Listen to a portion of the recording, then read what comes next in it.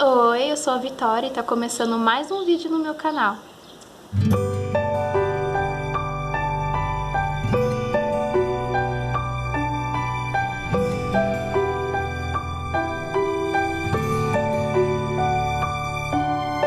Oi pessoal, tudo bem com vocês? Bom,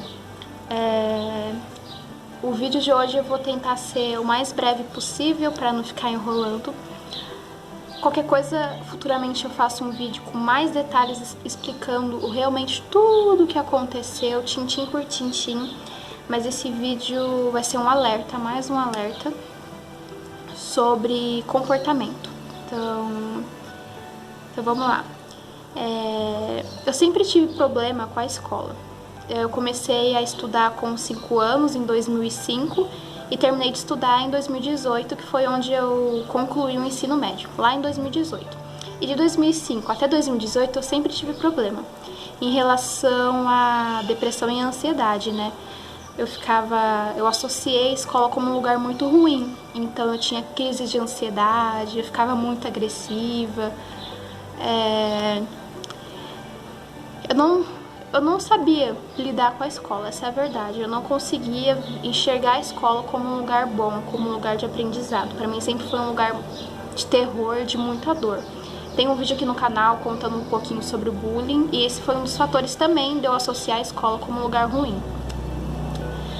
E chegou o finalzinho de 2010, eu comecei a ficar muito ruim, uma bad, sabe? Eu não sabia que aquilo já era depressão, né? Eu achava que aquilo era só um vazio. Como eu era criança, eu não sabia explicar muito bem o que eu tava sentindo. Eu não sabia explicar o que eu tava sentindo. Então eu lembro que eu virava pra minha mãe e falava assim: nossa, eu tô me sentindo esquisita, né? Eu não sei, parecia que tava faltando algo. Eu não tava feliz, não sei explicar. Na época eu não sabia explicar, mas aquilo já era sintoma assim de depressão. E eu fui empurrando com a barriga. Chegou 2011, foi a gota d'água pra mim, porque o bullying continuava e eu tive outras questões pessoais dentro da minha casa também, que eu não soube lidar bem, eu não soube lidar nada bem com aquela situação. E aquilo foi me fazendo muito mal aos poucos. E 2011 foi onde tudo começou muito intensamente, a depressão e a ansiedade. Eu tinha muita crise de ansiedade, eu ficava em pânico. Quando me falavam na escola, eu já entrava em pânico, e no caminho de casa até a escola era uma tortura pra mim. Eu tremia, eu ficava enjoada, eu suava frio, era terrível, era um horror pra mim. E quando eu chegava na escola, eu empacava na porta da escola, eu não queria entrar na escola. Eu não queria entrar na escola de jeito nenhum. E aí eu chorava muito, eu gritava, eu não sabia o que fazer, para quem pedir ajuda, porque os professores me seguravam pelo braço muito forte, eu ficava marcada, meu braço ficava marcado de tão forte que me seguravam, porque eu batia nas pessoas, eu empurrava as pessoas durante as crises. E porque eu tinha muita agressividade, em algumas crises eu era muito agressiva, e na escola aquilo piorava, eu ficava mais agressiva ainda. Então os professores, todo mundo me segurava com muita força, e era terrível aquilo. E chegou um dia mais um dia, né, que eu não queria entrar, eu tava chorando e gritando muito, me colocavam na sala de aula à força. Um dia eu fiquei o período inteiro da aula pra fora da sala e ninguém mexeu comigo, ninguém me fez nada. Eu fiquei lá em pé da 1h da tarde até 6h20, da 1h da tarde até 6h20 da tarde, lá em pé, lá fora. Foi terrível também. Não comi, era terrível, gente. Foi uma situação muito, muito delicada. E aí isso durou por uns 2 meses, mais ou menos. 2 a 3 meses que eu estudei naquele ano de 2011. E teve um dia que conversaram com a minha mãe, e depois a minha mãe veio falar comigo, né, que eu havia sido expulsa da escola por mau comportamento. Eu com 10 anos fui expulsa da escola por mau comportamento, né? E o que era esse mau comportamento? Crise de ansiedade. Era esse o mau comportamento, crise de ansiedade e depressão. Só que a escola não sabia o que era isso. A escola não soube lidar nem um pouco, em nenhum momento com essas crises e só me criticavam de um jeito muito cruel. Me chamavam de monstro, me chamavam de tudo quanto é nome, por eu ser essa menina desobediente na época, né? E não souberam lidar de forma nenhuma com aquela situação e acabaram me expulsando por mau comportamento. Por quê? Porque quando eu tava gritando, chorando, tendo as crises, as pessoas olhavam pra mim. Os pais olhavam pra mim, então era uma situação muito terrível. E me expulsaram, né? E o que aconteceu, né?